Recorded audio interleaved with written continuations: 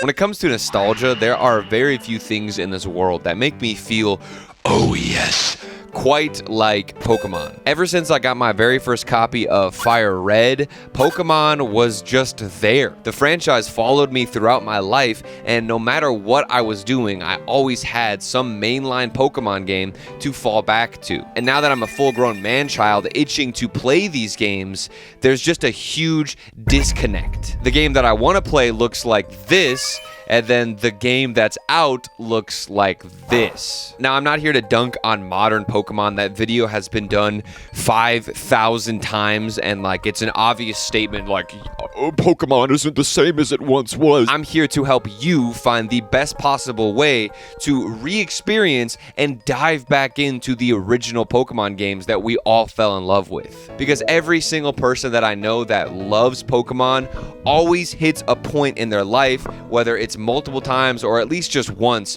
where they realize, I should go back and play Pokemon. There are just so many options on the table towards replaying Pokemon games. Your phone, a tablet, a laptop, even your Kindle can play some Pokemon games. And I have tested so many of these devices. And today I want to go into every single specific Pokemon generation and let you know which way I prefer to play and what I think is the best experience for that specific generation if that's what you want to go back and replay. Some of these options do fall on the original hardware side, while some of them fall towards the emulation side, but either way, you're going to get the best experience for every generation. Let's get into it. And just to be clear, every single game that you see in this video, whether it's emulated or on original hardware, I personally own. So Nintendo, if you're watching this, please don't send your ninjas after me. Isaac, this website just told me that I want a trip to the Bahamas. And all they need is my social security number and a key to my house. Grandma, that's literally not a cruise, that is a scam. Oh, I was already packed. Okay, we need to get you NordVPN. Big thank you to NordVPN for sponsoring today's video. Look, if you've been online for the past 24 hours or even like touched a social media platform, you know that the internet is a spooky place. There are fake shops, phishing emails, malware, and people trying to scam grandmas out there. NordVPN protects you from all of this, and then my favorite part is that they encrypt your data and hide your activity from your ISP. So, you know, whatever you guys are doing out there, I'm sure you don't want anybody just breathing down your neck. Isaac, it says I'm in Sweden. I also spend a lot of time on public Wi-Fi because I love writing these YouTube scripts at a coffee shop or at the library. So having NordVPN there to protect me and keep me safe does bring me a lot of peace of mind, especially on these public Wi-Fis. Please head over to nordvpn.com/isaacOS and get an exclusive deal plus 4 months extra. Thank you so much, and back to the video. All right, let's start things off with a banger, Generations 1 and 2.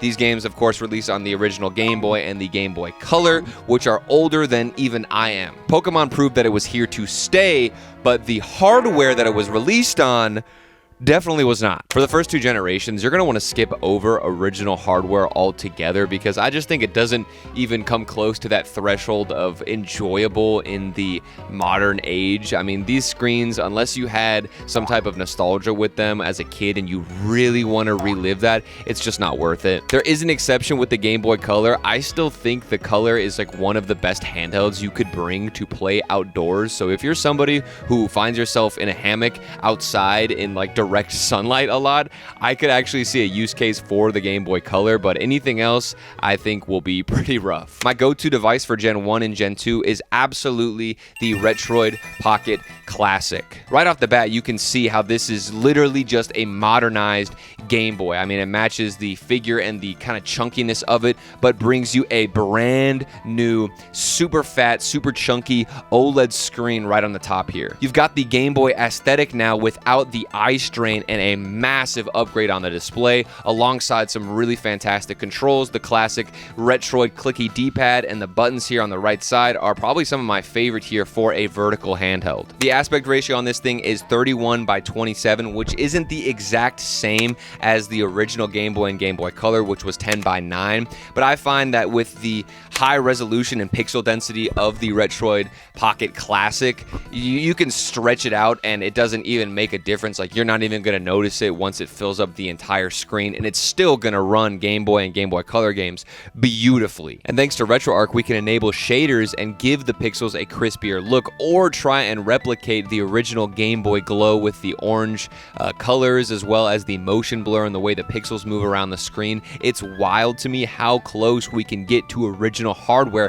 through emulation. We're mixing those fantastic Retroid controls with a nostalgic silhouette of the original Game Boy and Game Boy Color to ultimately give us, like I said, the best experience for Gens 1 and Gens 2. I mean, this looks amazing, and if you're somebody who loves these Pokemon games, I can't see you ever having a bad time replaying them on this lovely little handheld. I notice a lot of people for the earlier generations of Pokemon prefer to play on physical cartridges, but I'm telling you, man, I do think that the experience that we're getting through this emulation device is so good that it does outweigh the ability to use your own cartridges. But obviously the analog pocket is still a thing if you want to splurge on that, which is more expensive. You could also get a modded or upgraded Game Boy Color, which I do have, but I don't know, I would still much rather prefer to play on the Classic because I think the screen is that much better, and emulation for older systems can prove to be super helpful because we have the ability to fast forward when a lot of these things and games get kind of slower. I personally don't go back and play Gen 1 and Gen 2 too much because I think that the remakes are so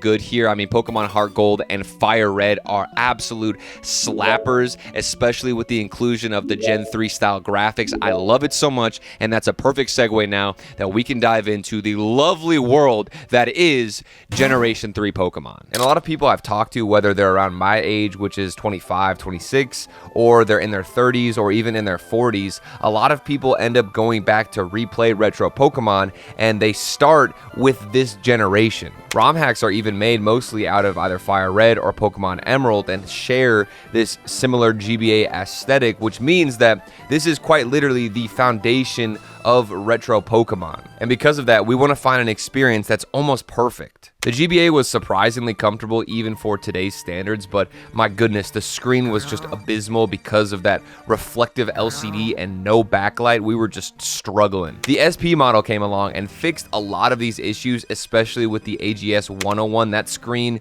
is like leagues better than anything else we'd seen in a Nintendo handheld up until that point. And it also introduced us to that legendary clamshell form factor that I, like many others, have fallen in love with. And thankfully, there are just so many options right now to play GBA, and I think a big part of that is due to the screen aspect ratio that we're getting out of this system, which is 3:2, which is a lot wider than most retro systems that are 4:3 or kind of more boxy or cube-like. And since modern devices like your phone, your laptop, or even your Steam Deck usually come in with an aspect ratio that's similar or close to 16:9, which is also pretty wide. So GBA games are going to look pretty much great on almost any device that you throw it on. But of course, we're looking for the best device to replay Gen 3, and conveniently enough, there are literal GBA clones that exist now on the market. These are the RG34XX devices, and they both look exactly like GBAs, but like I said, with a modern IPS panel that looks super crispy. Either of these 34XX models are going to be killer options for you if you want to play GBA Pokemon, but in my opinion, I think that the original Game Boy Advance style is a lot more comfortable for adult-sized hands. I love the SP model, but it's just a little bit too small and cramped for me. I want this to be as faithful to the original GBA, and for that reason, I'm just going back to the trusty 34XX model here. This thing, even after so much time has passed since it's been released and I made a video on it, still still holds up really well. You can throw a custom firmware on it that makes it feel like a dedicated Pokemon device, and everything just kind of matches the aesthetic that we're going for to replay GBA. Not only are the GBA Pokemon games perfectly upscaled on this device, but we also get to throw on some shaders because we're using emulation and running it through RetroArch. The 34XX is actually a really unique device in the space because it's one of the very, very few things that can give me a nostalgic experience while also providing emulation, because most of these things, if they're emulating your games, it kind of feels weird, like it doesn't feel authentic. But since this is so faithful, it does feel nostalgic and like you just maybe got a modded Game Boy Advance, or if you're just numb to it, it does kind of feel like you're playing an original GBA. That being said though, original hardware does have a place if you want to replay some GBA Pokemon games. The 101 model, like I said, has that nicer screen and still looks pretty great today, especially in a lot of photos that I've seen. I personally don't have one of these models. GBAs with custom IPS screens are also an option, but at that point, with how much money those things go for, unless you're willing to mod it yourself, I would just buy an emulator. They're way cheaper and more convenient and give you a better time. So unless you're somebody who has to play the cartridges, then dude, the 34XX by far is the go-to for Gen 3 Pokemon. Now, as great as GBA Pokemon was, I think this entire franchise hit legendary status, not in this generation, but in the following dual screen era. And of course, I'm talking about generations 4 and 5. As to be expected with the older Pokemon games, we've fallen on the side of emulation more often than not, but you'll notice now that from here on out, things start to shift a little bit. We are entering now into the dual screen era of Pokemon, and these generations specifically are my absolute favorite. From the sprites and animations that still feel nostalgic yet modern at the same time, alongside the storylines that we got in the DS games, I mean, this is really where Pokemon peaked. And whether or not you think it's a good thing, boy is it hard to compete with original hardware, which is exactly why there is no defeating the DSi XL. I will talk about this handheld until I am dead, dude. This thing is incredible, and every single time I pick it up to play a Pokemon game or any DS game, I'm amazed at how new and still modern this thing feels. I don't feel like I'm going back to play a handle that was released, almost 20 years ago at this point. The clicky buttons on top of the polished and most premium feeling DS material that we got out of Nintendo are really what creates this perfect package that's big enough for adult hands and still enjoyable because it can fit in your pocket. With the extra capabilities of modding this thing in this console, I can't help but recommend any DSi XL for replaying all of the DS Pokemon games. Now, you might be wondering about emulation and where we're at right now, and things truly have changed a lot. If I made this video 6 months ago, I wouldn't even really mention emulation all that much because it would just be kind of trash. But oh boy, things have been developing on the dual screen handheld front. The Ayn Thor is something that's been getting talked about a lot, but this is more of a 3DS clone. And yes, it can play DS games 100%, but you're going to get black bars on the sides. And I would view this thing as more of a 3DS device rather than a DS model. And I thought I could just leave it at that and we'd still go with the DSi XL, but Anbernic have just announced